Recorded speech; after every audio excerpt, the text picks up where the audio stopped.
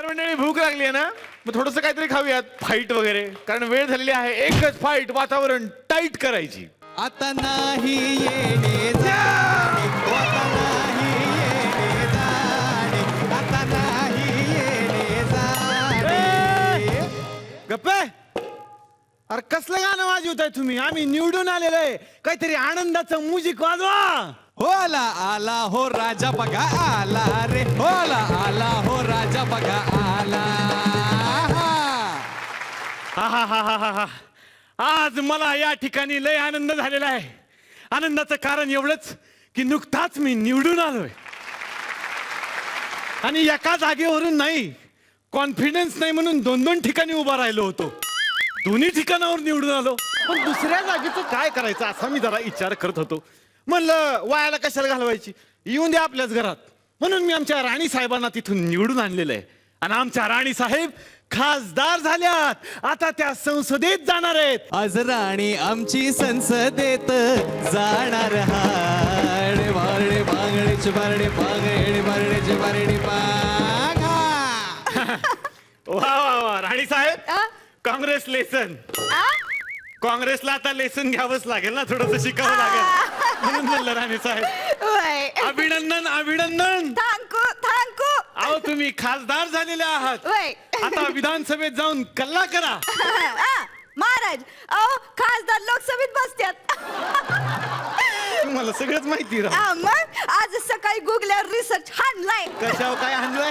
Research हाणलाय गुगल्यावर. पाहिलं, तुम्हाला mobile दिल्यापासून तुम्ही लय धिंगाणा करायला लागलाय. मग आपण विधानसभा असो काय लोकसभा असो काय, दोन्हीकडे जाऊन करायचं काय तुम्हाला सांगतो. काय? फक्त गोंधळ घालायचा. हा? नुसती भांडण मारामाऱ्या करायचे. तुम्ही करताच की माझ्या बरोबर भांडण तसं. असं नाही हो, नवरा ऐकतो. त्या बघा, त्याच्यापेक्षा संसदेत जाऊन तुम्ही आता काय काय करायचं याचा जरा विचार करा. ते तर कवाच ठरवलंय. वा. चांदणी चौकात जाऊन शॉपिंग करायचं. हो हो हो, म्हणजे 5 वर्ष फक्त शॉपिंग शॉपिंग शॉपिंग. कुठलं आलंय नशीब एवढं. तुम्ही बी आलाच की माझ्या मागणं, आणि तुम्ही आलात म्हणजे सासरे आले, सासू आले, दीर आली, नणंद आली, म्हणजे चहा आलं, पाणी आलं, दवा आलं, दारू आलं, समजा आलंच की. हे होतच राहील हो, पण संसदेत जाणार का नाही तुम्ही? जाणार ना, येळ मिळाला की जाणार कवा कवा.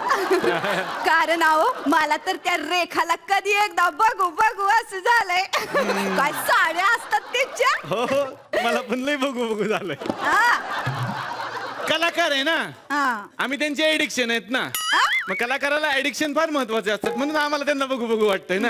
पण नुसतं जाऊन बसणार का, काही प्रश्न बिश्न विचारणार संसदेत? विचारणार विचारणार, मी डायरेक्ट जाऊन विचारणार. अगं बाये, कुठे ग साड्या घेते एवढ्या भारी भारी. मला तर चैनच नाही पडणार ना. अहो पण राणी साहेब, तुमचं जरा कन्फ्युजन होत आहे. काय ते? रेखा जी आहे की नाही, हा. ती राज्यसभेत असती. अहो तिथंच तर सगळे इंटरेस्टिंग माणसं आहेत ना. हा? म्हणजे बघा, रेखा हाय, सचिन हाय, लता दीदी आहेत का नाही. मला तर माझ्या हातची पुरणपोळी कधी एकदा त्या सचिनला खायला घालते असं झालंय.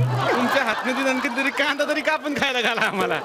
त्याला पुरणपोळ्या खायला घालताय. हा. हे बघा, खाण्यापिण्याच्या गोष्टी जगाला कळू देऊ नका. का?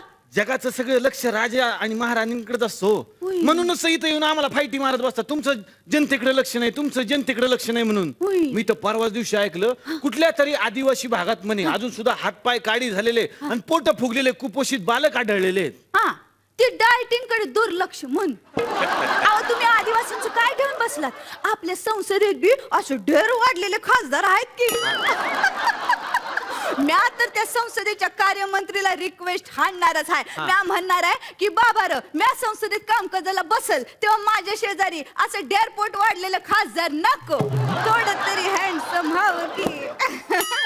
काय चाललंय राणी साहेब तुमचं? मग 5 वर्षाचा कार्यभार आहे, मग थोडी तरी चांगली कंपनी ना ग. तुम्हाला सांगतो ना, बायकांना नवरा सोडून सगळ्या गोष्टी क्वालिटीच्या लागतात. एक नवराच कसा होपलेस निवडतात काय माहिती. तुमचं तुम्हाला कळलं, बरं झालं.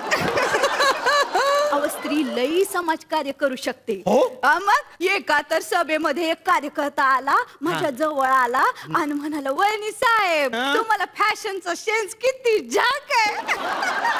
अरे फॅशनचा सेन्स असणं हे काही सामाजिक कार्य झालं का राणी साहेब? अहो कसं नाही, म्या म्हणते कसं नाही. जसा राजा तशी प्रजा.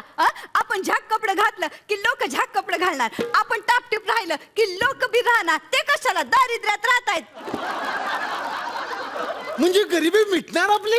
हा आईला हे माझ्या आतापर्यंत डोक्यात कस काय नाही आलं. हा, बघा का तर. राजाने चांगले कपडे घातले का जनता बी त्याला बघून चांगले कपडे घालणार. वय. मग गरिबी आपोआपच जाणार. वय. आपल्याला भूक नसली तरी राजा जर जास्त जेवला वय. तर आपल्याला बघून जनता बी जास्त जेवणार. वय. कुपोषणाचा प्रश्नच राहणार नाही. नाही वा, वा, राहणार. वा, वा. कसलं भारी आहे तुमचं डोकं. हा माझ्या डोक्यात ना अशा लय भारी भारी गोष्टी येतात. आता हेच आहे का तुम्ही ना त्या लोकसभेचं ते कामकाज काढाच.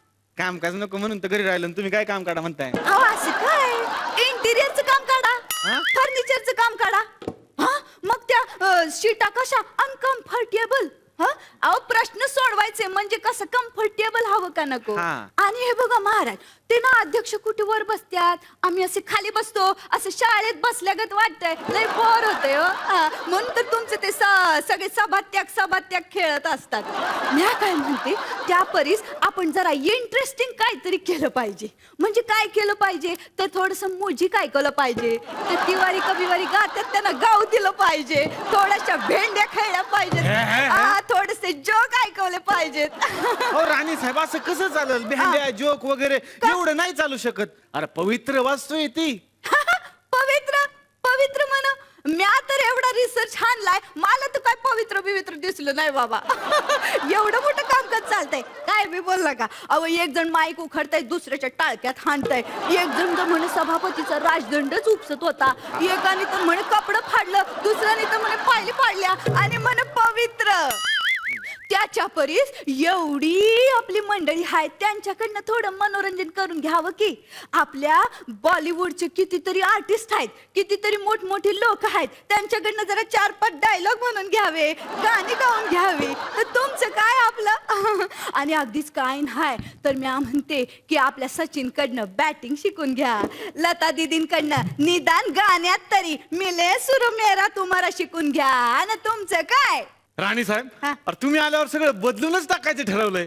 आपलं असंच असतं, जातं तिथे काया पालटच करून हो, टाकतं. हो. तुम्ही अशा गाण्या भेंड्या करत बसला तिथं तर लोक नावं नाही का ठेवणार. आता? अहो, मतदारांनी लाखो मत देऊन तुम्हाला निवडून दिलेलं हा. आहे. जरा त्यांच्या कामांकडे बी लक्ष द्या, निदान अभिनय तरी करा तसा. हा आता कस घाबरू नका हो, मी वाईस गंमत केली. हा? पण मी तुम्हाला विचारते की तुम्ही जेव्हा संसदेसाठी हे असे उमेदवार निवडता तेव्हा काय हो तुमचे निकष असतात. अरे हा? काय निकष असतात म्हणजे आज सांगा ना, फार कडक निकष असतात तिथं. सांगा की. त्याच्या घरात 4-5 स्कॉर्पिओ पाहिजेत, त्याच्याकडे तसले 4-5 जॅकेट पाहिजेत, त्याच्याकडे भरपूर पैसा पाहिजे, हा. सगळ्यात महत्वाचं माणूस कसा बी असो विनिंग कपॅसिटी पाहिजे. मग तो गुंडा असला तरी बी चालेल, भ्रष्टाचारी असला तरी बी चालेल. काय महाराज असं नाही करून चालत हो. अहो महाराज म्हणून तर संसदेत अशी गुंडागर्दी. आपल्यालाच नाही शिस्त, जगाला काय तुम्ही शिस्त लावणार. आणि एक बाई काय काम करते बघाल तुम्ही. अहो संसद आणि संसार काय वेगळं नाही तिच्यासाठी. अहो तो मिसळण्याचा डबा प्रत्येकाचं काय काय म्हणणं असतं, पण या समद्याचा मिळून तडका करून घालतेच की नाही खायला. असं तुमचं भ्रष्टाचाराने आळणी झालेला समाज त्याला कसं चविष्ट बनवते बघा एक बाई. आणि म्हणूनच आता 33% नाही 50% आरक्षण हवं बायकांना. करेक्ट. चला आता पावसाळी अधिवेशनाचा टाइम झाला. हा आता मी जाते आणि तुम्ही 3 शिट्ट्या झाल्यावर कुकर आणि गॅस घालवा. पोरा बायांकडे बघा, भांडी नीट घासा, धुणं नीट धुवा, वाळलं की घडा घालून ठेवा. अरे राजा आहे का भांडी धुनीवाला. पण जाऊ द्यात, महाराणी आज जे काही बोलल्या त्याच्यामुळे माझे डोळे उघडलेले आहेत. आणि महाराणींनी एकच मारली फाईट आणि वातावरण केलं की टाईट.